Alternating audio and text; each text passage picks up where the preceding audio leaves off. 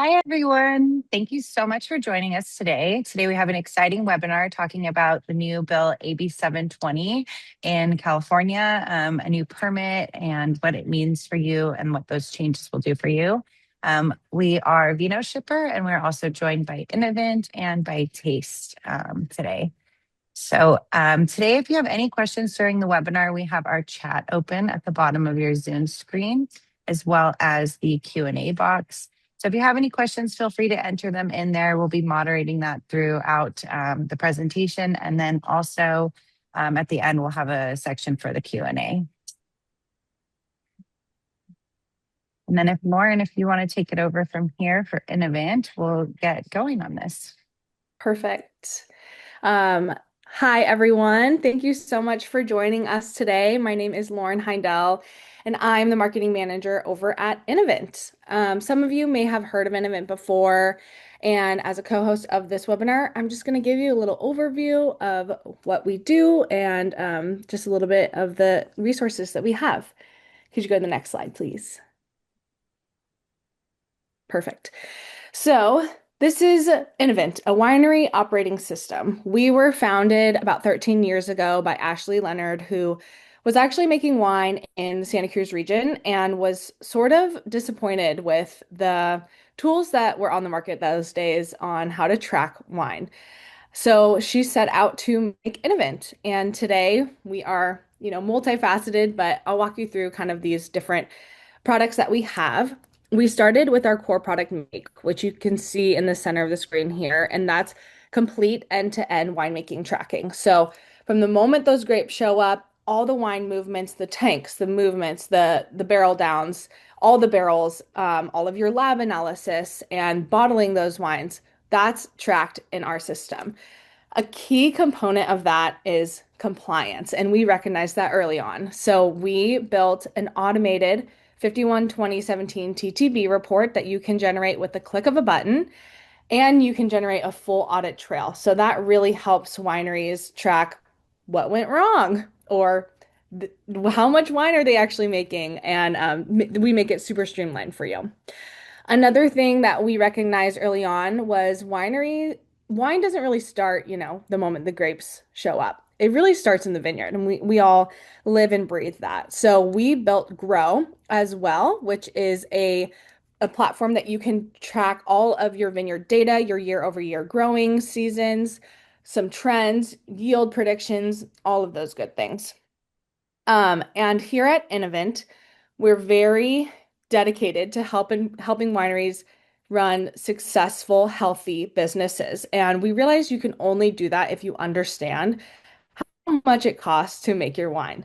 So we built Finance, which you can see in the lower left or right-hand corner here, which is a tool that allows you to see down to the cent how much it costs to make each bottle of wine, which is almost impossible to do with, overhead costs, doing the peanut butter spread method. So that's a module that really can help you get granular. And a new product that we launched about a year ago is called Supply, which is our case goods inventory management, which helps you manage all of your inventory across multiple locations, whether that's DTC, wholesale, in bond, tax paid, all those things. And then the last thing that I will mention, which I'm sure a lot of you have heard a lot about in the world right now, which is AI. So we have natively built AI into the InnoVint platform, and we came from a lens of how can you streamline all of those kind of mundane day-to-day tasks that take a long time. So the three AI tools that we've built that have helped winemakers significantly so far are our AI analysis upload. So you can take a picture of handwritten notes or a screenshot of analysis and directly import that into InnoVint, and it will correctly match all of the Brix and temp, all of the free SO2 to the lot, the tank, etc. It's actually mind-blowing. We have also rolled out our AI work order completion, so that or creation, so that allows you to walk around in your cellar, smell some ferments, write work orders by talking directly into your device or by prompting on the computer. Super easy, super fantastic. And then the last one is AI custom reporting. So if you, just got back from vacation in Italy and you're like, oh, I really want to know what what barrel lots haven't been topped. You can ask your phone or prompt your computer to pull a report of all the lots that have not been topped in the last 6 weeks. So, really powerful tools that we're rolling out here, and we're excited to see more winemakers using them and wineries using them in the field. All right, next slide, please. So, this is something that I wanted to share with you all. We just released our winery health benchmark survey. This is the third year that we are running this survey, and we are helping wineries benchmark themselves against other wineries. So, how does your winery compare financially, operationally, and culturally to your peers? We want to try to get as many responses as we can because the more data that we have, the better the report is, and you get entered to win one of two $500 gift cards. So why not take the survey? You can scan that there, and I'll send a link after the webinar as well if you want to do it that way. And last slide, I've got two more goodies for you. We have these free community resources that I actually lead here at InnoVint. Expert Talks is a video podcast that I produce, and I sit down with real wineries, winemakers, tasting room managers, all of it, and we talk wine shop. It's the only podcast right now that's really diving into the things that we deal with, and how to get technical when it makes sense, and how to think about your data in different ways. So check that out. There's about 19 episodes, I think, now. So it's growing. And then the Punchdown, that's an online winemaking and wine professional community that you can check out. It's free. It's sort of like a platform, like a wine specific Reddit, if you may. So yeah, check those out. Thank you for having me today. I'm very excited to co-host this webinar with the rest of the team. And I will pass it off to Vinoshipper. Thank you. Thanks, Lauren. So Vinoshipper, if you're unaware, is an e-commerce club management and point of sale software system that is backed completely by a compliance engine. So every sale that we have, we do compliance checks, we do age verification, and keeping everything kind of all in one place. So you can have your customers, your club members, everything all in one. Um, let's see, we could probably go to our next slide real quick. So we have about 3,200 active accounts currently. We have producers in all 50 states. And again, compliance is the core of our platform. So helping people expand their brand and really being a industry leader in the compliance space. We are available for any questions if you have at customer service at Vinoshipper. We'd love to talk to you about how we can help you expand your brand or do point of sale. And I'll pass it to Taste. Hi, everybody. It's great to be here. And before I get to the technical side of the presentation, I thought I'd start with a core belief that really drives all of my work. I believe that the future of wine will not be built inside tasting rooms. It will be built in vineyards. The future of wine belongs to those who offer agricultural experiences. My name is Elise Nerlove. I am the owner, grower, and winemaker behind a small vineyard and wine label in the south end of the Napa Valley. We specialize in Pinot Noir, but our portfolio ranges from high-end Napa Valley Cabernet to everyday pet nat sipping wine. To me, a diverse portfolio means something for everyone. About 8 years ago, I became involved in winery regulation through a nonprofit called Save the Family Farms, where I served as vice president. That work ultimately helped lead to the creation of the Napa Valley Micro-Winery Ordinance in 2022. And to this day, I view that chapter as both one of my proudest moments and also one of the greatest lessons in the reality of wine regulation. What I took away from that experience was a belief that very small wineries need stronger representation within the wine industry. I pulled a stat that I think you guys will find interesting, and that is a 2026 Wines and Vines Analytics report published that 82% of wineries produce less than 5,000 cases annually. Yet many of the conversations shaping the future of wine are not being led by producers of that scale. If micro wineries make up the overwhelming majority of wine producers, I believe they deserve a proportionate voice in the conversations shaping our industry's future. This belief system ultimately led to the creation of the Micro-Winery Ordinance, which I co-founded to support and elevate independent micro wineries. At the same time, I believe consumer behavior is changing. People increasingly want experiences that feel authentic, immersive, and connected to agriculture. I strongly believe agrotourism is the future of wine. So today I'm here to walk you through a new statewide regulation called AB 720, why I believe it matters and why I think it has a potential to reshape the wine industry as a whole. The Micro-Winery Organization is a new organization, but it is built on the backs of a well-established nonprofit called Save the Family Farms. I'm joined today by my two colleagues, Jim Pinella and George O'Mara. They'll be kind of manning the chat while I go through the deck. And at the end, we're going to open up for Q&A as well. So we at the Micro-Winery Guild, we deliver greater access to hospitality opportunities, marketing reach, regulatory support, and collective influence to micro wineries specifically. We are the only trade organization in the wine industry built by small producers exclusively for small producers. In order to be invited into the Micro-Winery Guild, you have to meet a certain set of criteria. Annual production must be less than 5,000 cases. Your wine brand must be independently owned and operated with no corporate backing. A majority of your sales model must be DTC. You must own, lease, control, or maintain a direct working relationship with a vineyard.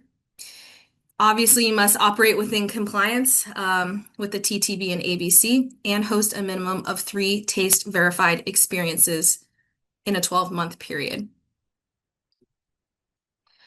What we do is create an infrastructure that's really been missing in the wine industry, and that is a collective identity for micro wineries. And through our taste verified experience, we offer a trusted signal or seal to consumers that what they're going to experience at a micro winery is unique and different than what is out there in the wine industry today. We are a platform for visibility and storytelling for small wine brands, and a huge piece of our business is advocacy. We exist to ensure that policies like AB 720 are implemented locally in ways that actually work for small producers. And that brings us to what we're going to talk about today, which is AB 720. I trust maybe a few of you have heard of AB 720. It's a state regulation that went into effect on January 1, 2026. And it allows wine producers who hold an O2 license to host up to 36 events at a vineyard they own or control, or at a building adjacent to their custom crush facility.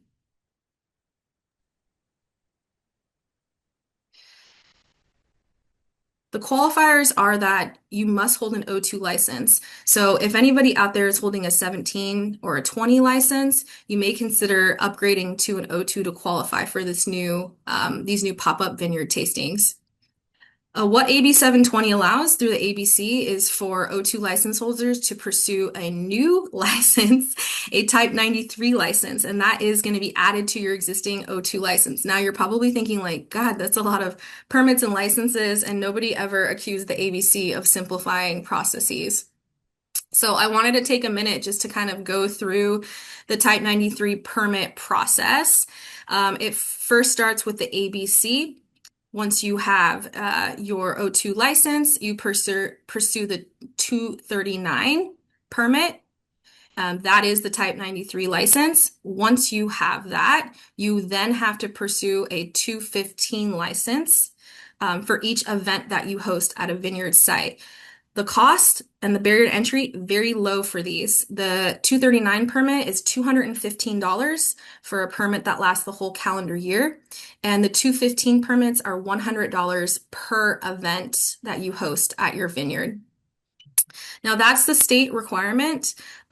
Each individual county is responsible for implementing their own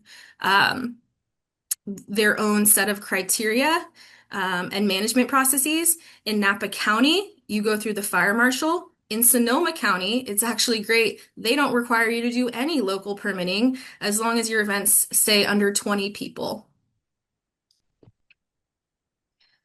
This is a kind of a breakdown of what I just talked about, and that is the 239 form and the cost associated. And then the 215, oh, that's a typo, that's a 215 form as well. So the ABC, this process is actually also very fast. It takes about 2 weeks to add a Type 93 permit to your O2 license. And then the ABC is telling us that it's 10 days or less to approve your events. If you have any questions about going through the ABC to pursue your Type 93 permit or your 215 forms, you can just call their office. Our regional ABC office, for those of us operating in Northern California, is Santa Rosa. They are very helpful in getting people through this process.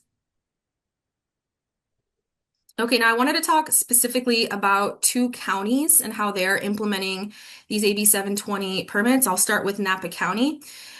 So in Napa County, you are allowed to have a maximum of 49 people per event, and that includes staff.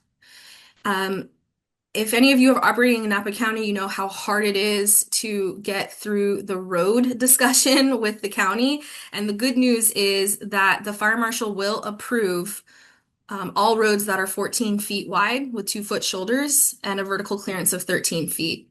So that's very different than the commercial standards that are usually implemented for commercial activity in Napa County, and that's 20 feet. There are a few event limitations in Napa County. Interestingly enough, if you have an existing use permit in Napa County, you do not qualify for a Type 93 permit today. Now, I do anticipate that changing very soon. I think that the Napa Valley Vintners are on top of that, and the wine growers are as well. There's an annual cap of 36 events per calendar year, no events during red flag warning days, and all events must be hosted outdoors. There is no use of permitted or temporary structures for these Type 93 events. You apply online through the fire marshal for your local permit. Again, the process is very easy and very fast, which is not something that I say when I talk about local regulation very often. As I mentioned earlier, Sonoma has taken even more lenient approach on this. Once you obtain your state permits, you do not need any local permits as long as your Type 93 events see fewer than 20 guests, are no more than 1 day per month, operate during daytime hours only, are hosted outdoors, much like the Napa Rakes, and are no amplified music. Hey, Elise, one thing on the Napa regulations, when you go to the fire marshal and you go through that process, you only have to go through it once, then you're good for a year. And that's a big deal as well, which is you don't have to involve the fire marshal for every AB 720 type event. Yep, and that's consistent with the ABC license too. So all of these permits that you're pursuing are good for 1 calendar year. So I obtained my permits in January. I got through both state and local, local regulations in about a month. So it's fast, and it costs under $1,000, which is huge. There are a few additional requirements, and that is ADA compliance, accessible parking, restrooms, liability waivers, and appropriate insurance coverage. And so that's really where the Micro-Winery Guild comes into play. We assist our members with the implementation of compliance guidelines, which is something that the state and our local jurisdictions have actively stepped away from and are not managing or implementing, but that doesn't mean that you shouldn't take them into account. So that's one of the huge benefits of joining the Micro-Winery Guild is assistance with these types of event readiness requirements. I know Melissa mentioned the Taste Verified experience a little bit at the beginning of the call, and I just wanted to speak briefly about that. At the heart of the Micro-Winery Guild is the Taste Verified experience. It's a defined, peer-reviewed standard representing the highest expression of what makes family-run micro-wineries exceptional. We have this symbol, this seal, which we hoped that one day will be as recognizable and signal authenticity as much as the Michelin star and the Chateau Relais does in Europe. We also continuously work towards connecting independent wineries directly with consumers. At the end of the day, we're all trying to sell wine, and that is one of the huge major focus points of implementing these Type 93 events at your sites. We also provide access and tools and resources that helps wineries reduce costs and scale. Of course, we represent small wineries in legislative coordination, industry advocacy, and practical policy adoption. And we are working on a trademark for this Taste Verified experience to protect our intellectual property and help this become a new standard of authenticity in the wine industry. So, if you meet the criteria of the Micro-Winery Guild, I would love to speak with you. Our organization is invitation only. It starts with an application, which is peer reviewed. The cost of the membership is $1,000 annually, and that goes exclusively to sustaining the organization. We have a web developer, a marketing coordinator, press and media. We obviously are pursuing some attorneys to make sure we protect our intellectual property. But I would love to connect with more micro wineries and help more people access the really incredible opportunities that are in front of us today. This is my cell phone. Feel free to call or text me as well. And given that, I would like to, spend a lot of time kind of fielding questions from everybody about Type 93 permits or the Micro-Winery Guild. Elise, this is Jim. I just we had a couple of questions in the chat. I just want to make sure we address those correctly. One question centered around when we talked about the majority of sales being direct to consumer versus retail.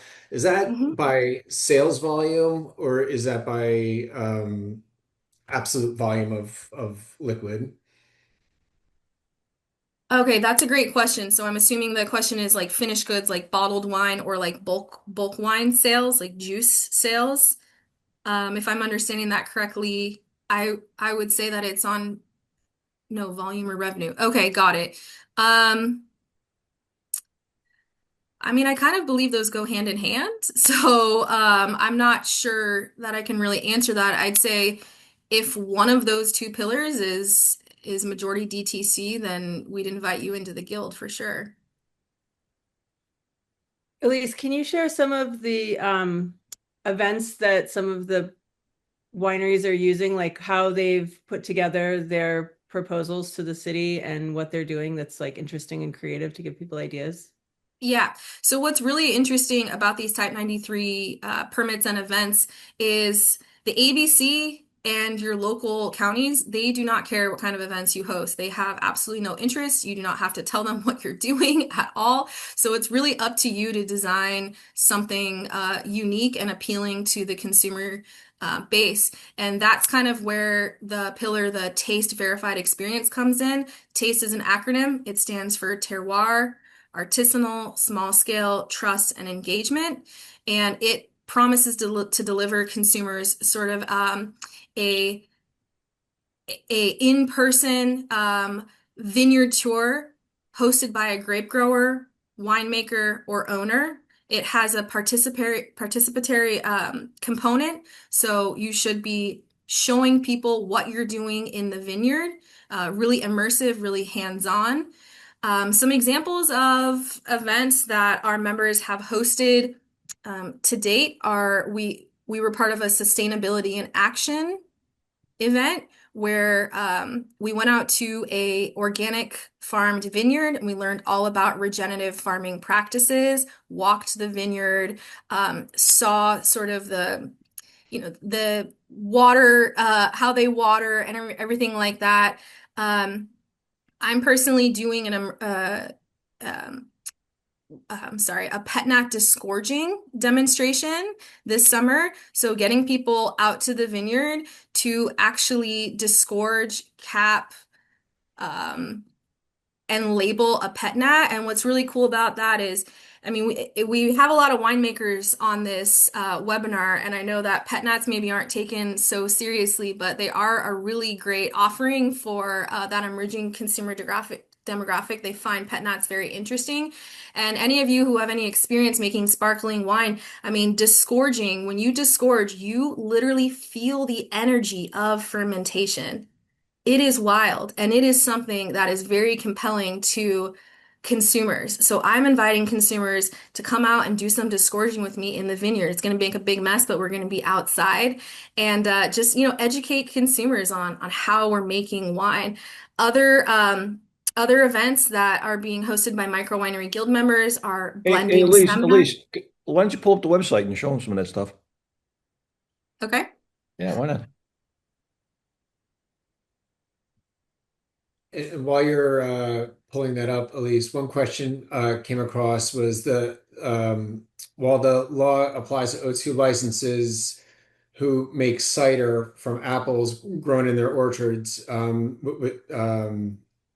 would they benefit from a program like this? So actually, one answer is, at least for Napa County, you can apply for a 1-day permit with the ABC, get that permit, and then host it. As long as you don't sell tickets or charge for it, you can do it all day long. Well, I think most people are trying to make money. So I dropped the link to the taste verified experiences in the chat so everybody can kind of just go and see the experiences that are listed today. But the question was about cider, and I have a question back to that. So these Type 93 permits are applicable to O2 license holders. I'm not so familiar with the world of cider. In the world of cider, are you required to have an O2 license? Cider is made Yeah. under an O2, Yeah. then yes, you qualify for Type 93 licenses, absolutely. So you'd have to add a Type 93 permit to your O2 license, and that would allow you to do these pop-up vineyard tastings or pop-up orchard tastings in your case. That is cool. I would go to that. Yeah. Yeah. At least we have a few more questions as well. Okay. They said you mentioned the idea of an event, like prior to talking about the Micro-Winery Guild events, but events that our wineries would hold. Is an event simply having a potential customer over for a tasting? An event by definition is the wine or cider brand selling a ticket to the public. So this is not a private event. This is a public or I'm not really sure the definition of private and public in terms of events, but it's a ticketed event. So there's a money exchange, and then you are asking for the ability to serve and sell wine or cider on site.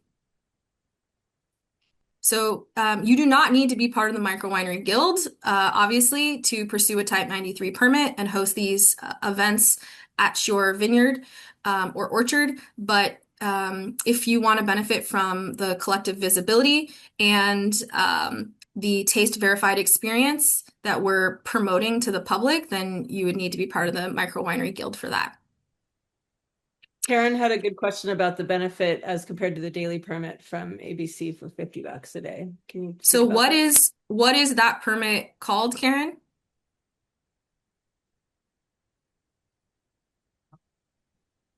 I'm a daily permit, but a daily permit, so the way I understand this is there may be a permit available through the ABC that lets you serve wine at a permitted winery or permitted site. Vineyards are not permitted. Orchards are not permitted. That's ag land. So it's so if you're hosting an event at a non-permitted site, you need to permit that site. So I assume that the daily permit for $50 a day would allow you to pour your wine at a location that already has like a license to serve and sell alcohol. maybe the difference is the sell version. I mean, does that event permit allow you to do tasting and sales? Let's see, I'm reading here. I don't think it does. Since we have a bunch of women winemakers pouring at a tasting and we get a daily. Right. Okay. So your tasting that you have your women winemakers pouring at, where is that tasting located? I'm assuming it's located at a bonded facility, a restaurant, a winery, something like that.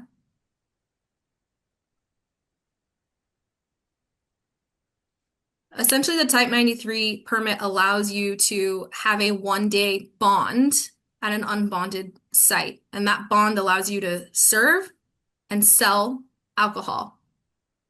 So it's at Grange Hall. I don't know where Grange Hall is. Oh, it's out It's in in Coombsville. everything. It's really cool. But I think that the difference too, at least I remember you telling me that for the way that it was permitted before, you would have to hire a catering company to pour your wine, and then you couldn't sell it at the event, right? Yeah, so before these Type 93 permits came to fruition, if you were at a wine event, the way that that event could serve alcohol was two ways, either through a caterer or through a nonprofit organization. The Type 93 permit essentially removes that middleman. Can you talk about like if you are, I remember you also shared with me that if you were a brand that didn't own your vineyard but worked with a vineyard that had an O2, then you could lease from them. Can you touch on that? Yeah, sure. I thought So that was that's really just clever. so that's me doing some creative thinking. So Yeah. we've had a few people reach out to us very interested in joining the Micro-Winery Guild, but they do not own vineyards. Now, the requirement to be part of the Micro-Winery Guild is to host these vineyard events. So, regulation interpretation is all about capitalizing on maybe what isn't being said or that gray area. So the language specifically around these Type 93 permits is that you can host at vineyard sites that you own or control. So a lease agreement. So every winery out there, whether or not you own vineyards, you buy fruit. So I'm encouraging those people to work with their growers to set up a 1-day lease. You can create these lease agreements very easily through an attorney. It essentially releases liability of the grower for that 1 day and puts it all on the wine brand. So it's a really creative solution that if you don't own vineyards, it allows you to access the Type 93 permit privileges and at the same time help your fellow grower. Because when you're setting up this lease agreement, you have to pay them to rent their space for a day. And I think anybody who grows grapes on this webinar is very well aware that we could use some help in the grape growing world. So it is something that I'm hoping grape growers would be more open and amenable to. And I can make recommendations to an attorney if anybody's looking to drop a lease agreement. I love that creative thinking. Yeah, thank you. A few more questions for you. Someone's asked, what defines an estate vineyard as far as AB 720? How many vines or acres do you need to have on your property to get an AB 720? There's no minimum requirement. It's really Excellent. powerful because if that person's writing in from Napa County, I'm sure they're sort of referencing, or at least they're aware of the 10-acre minimum in Napa County to pursue a use permit and have a winery and access DTC. This new bill is really powerful because there is no minimum. It could be a couple vines on a private property. Excellent. Very inclusive. Yes. Speaking of very small wineries, someone else said, I'm a very small winery making only 120 to 250 cases per year in Sonoma County. It's expensive for me to pay $100 per event. Is that an unavoidable cost? I don't believe that there's any way to avoid that. I would challenge you to design an event where you're making well over $100 and that permit can pay for itself. The access that Type 93 permits are giving to small producers even people that produce 100 cases, is the ability to attract new consumers. So otherwise, I'm not really sure how people are finding. I mean, you got to look at the cost of acquisition for your customers. It's not free to find a new customer. So $100 if you can get 5 new customers, or I mean, God, the price of a bottle of wine, even an affordable bottle of wine is $40. You can make that back if you sell 2 bottles. Or, I mean, what's your ticket price? I mean, make your ticket price $50 a person, then you just need 2 people to attend to afford that permit. Just to piggyback on that question, would you be able to partner with another winery or small winery to do a co-hosted party to help mitigate that cost as well? That's a really interesting question, and I'm not really an expert on that. What I will tell you is that the Type 93 permits allow for the O2 license holder to serve and sell that winery's wines on site. So if anybody out there sells, let's say, Shiners to someone else, then you're aware that you have that other brand as a DBA on your O2 license. So in instances like those, absolutely, there's no gray area because they are working off of your O2 license. But I'd say if you are interested in partnering with another winery who holds a completely separate O2 license, I'm not exactly sure of how that would work. The ABC might want both of you to get the permit. I'm also not really sure how the ABC's working on enforcement. So do with that information what you will. Elise, I have a question. So is it fair to say a lot of these are great questions that the Micro-Winery Guild will not only will help address and sort of bring together sort of a collective understanding, but the other element is where there is ambiguity, does the guild also serve as an advocacy to help work with local legislation to define those elements? Absolutely. So, for example, in Napa County has approved their Type 93 permit definition on a pilot program. So they're revisiting it in July of 2027. And based on feedback from organizations or the public, they will modify what they make available. And I'm assuming other counties are following the same suit. So that's really where our strength and advocacy comes in, is if you're part of the Micro-Winery Guild, you're hosting events, you have feedback, bring it back to the guild.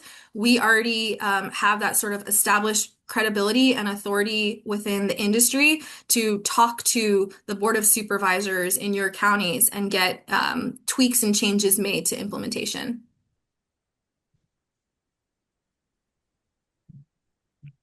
Thank you.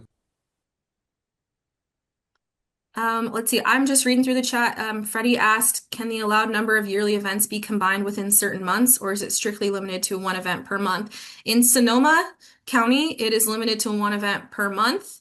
In Napa County and other California counties, I do not believe that restriction exists. And to that, I think there was a question around with respect to the 12-month criteria for having three events within 12 months. Can you have 3 events within a month and that counts for the 12 months, or do they have to be individually scheduled in discrete months? Just 3 months, 3 events in a 12-month period to fulfill the taste verified experience requirement that we ask of the Micro-Winery Guild. Yeah, and because all the counties have the restriction that these events cannot take place in buildings, they must be take place outdoors in vineyard settings. I am starting my event series in June when the weather's nice, and I will go through October. But I am avoiding the spring and the winter time because I don't want to risk getting rained out. Let's see, what other questions do we have? Oh, I'm way behind. Okay. Is this permit good for in on and off premise sales at the licensed permit location? On and off. Um, I'm confused by that question. Okay, can we charge for by the glass pours in the orchard But as well as sell bottles? Yes, absolutely. Thank you for clarifying. Yes. so at least on the other question about the on and off prem, the spirit and the intent of the legislatures that put this AB 720 together was to just allow winemakers and growers the simple opportunity to host people in their vineyards. Um, but these are incredibly good questions. I don't believe that you are, quote, licensed to do retail sales for, unless you are, but on at the day of that event, I don't think you can actually take that to another licensed or location and do that. But again, we'll do the Well, research you'd on be getting the permit, so that's not exactly true. Wherever you're pouring the wine is where you can exercise the privileges that. of Yeah, that that's true. permit. Yeah, yeah, yeah. Okay, so Bridget asked if the events have to be outdoors. That means bringing in porta potties, or can they use a bathroom on site, which is indoors? That is something that the state and local jurisdictions have not commented on. So, temporary event regulations don't even acknowledge restrooms. So, again, do with that information what you will. These are really great questions, you guys. I know nobody ever said that understanding ABC permitting and local law was easy to do. I hope I'm making it seem relatively attainable. I've been at this for a long time, and I've worked on many different regulatory capacities. And I gotta say, without a doubt, this is the most simplified, the most affordable path forward that wineries have to access consumers to sell and serve their wine. Right. Okay, I bet a Dan. comment back to Dan who just put a comment in there around your third event. I agree with you that they didn't say anything about whether it should be indoor or outdoors. Again, we're so, I mean, excuse the term, but we are so inundated with the rules and regulations in Napa County that all the other counties in California have got a cakewalk. I mean, not, but you understand it. We are so gun shy when it comes to stuff like this that we have to do the research, build a case for it, and then go sell it. But in this case, it's at the same time, Napa passed this for 18 months. So they put it under a trial for a lot of different reasons. But putting a pilot or a trial out there is the best way to go because then you can say, let's improve it, let's sunset it, let's tweak it a little bit. So I think the answers to some of these questions will get vetted out over. If we don't have them today, they'll definitely be here by the end of 18 months. Freddie, I wanted to answer your question, and you said my O2 is bonded with another winery who has their own O2 and licensed tasting room. They purchase grapes from us. Can I work with them to hold an event at our vineyard? Yes. I would advise you to get a lease agreement drawn up that releases you of liability from anything that happens at their event. Unless you do custom crush with them.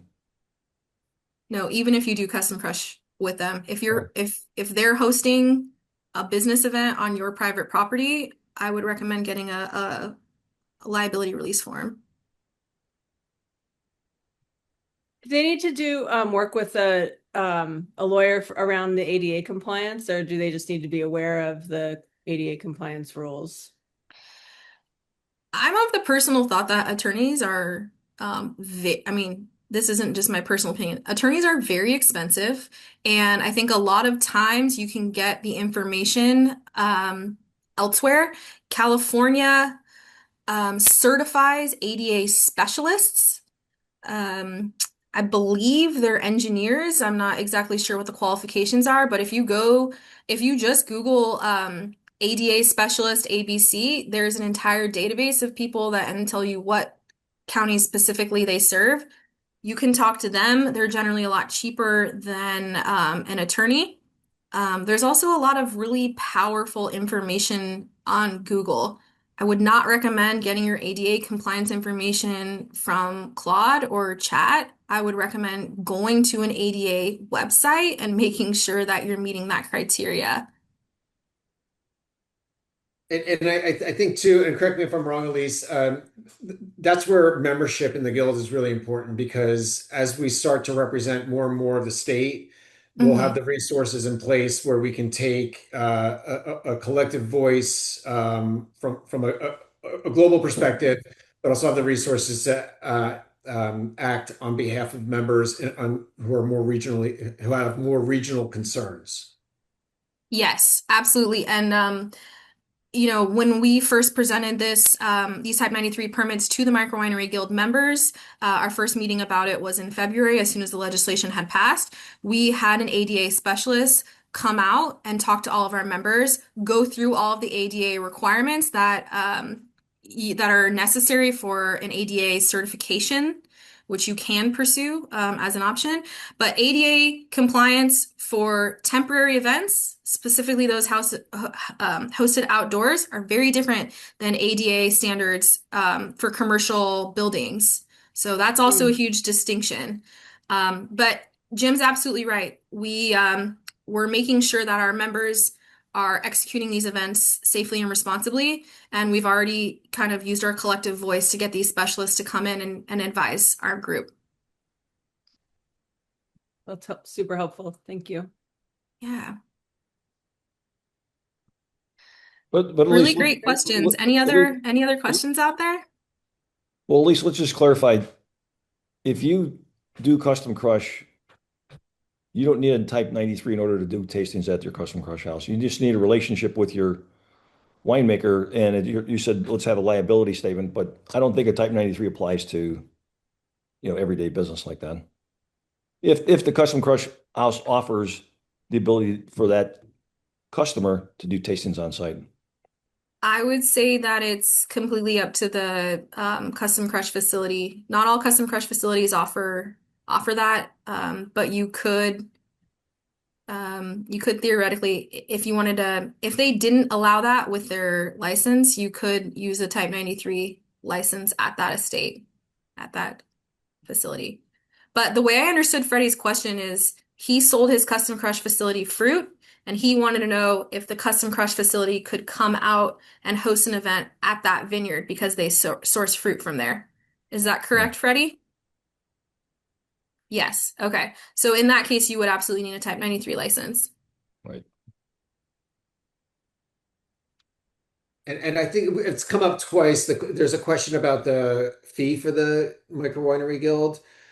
Is a membership fee annual, or is it a one-time fee?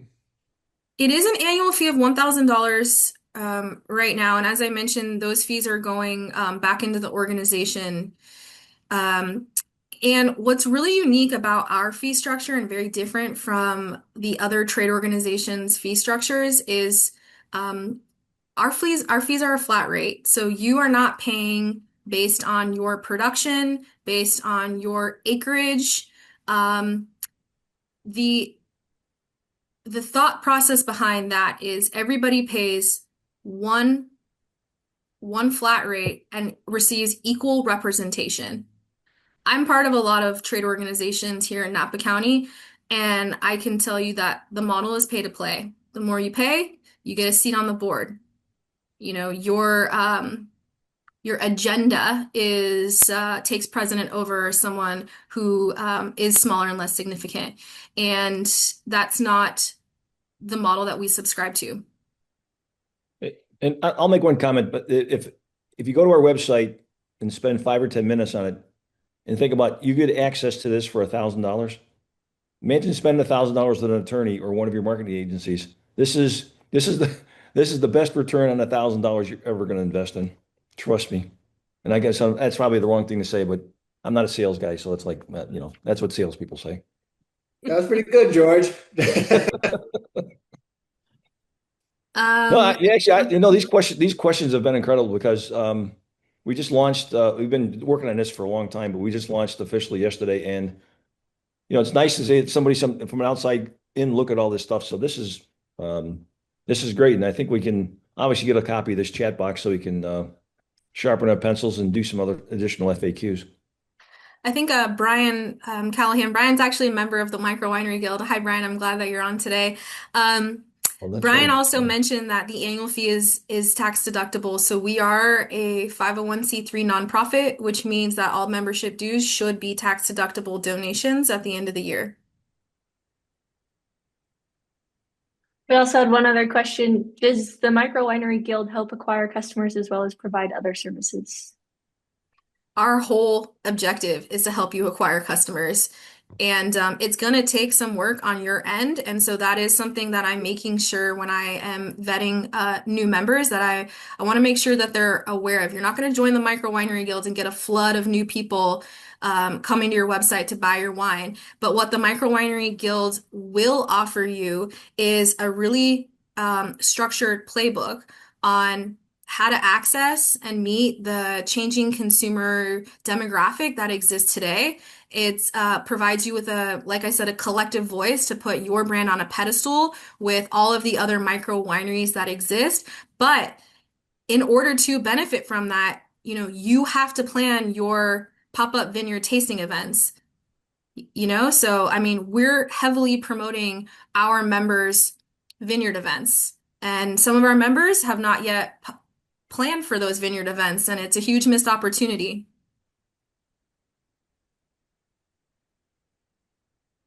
Excellent, thank you. I think that might have been the last question.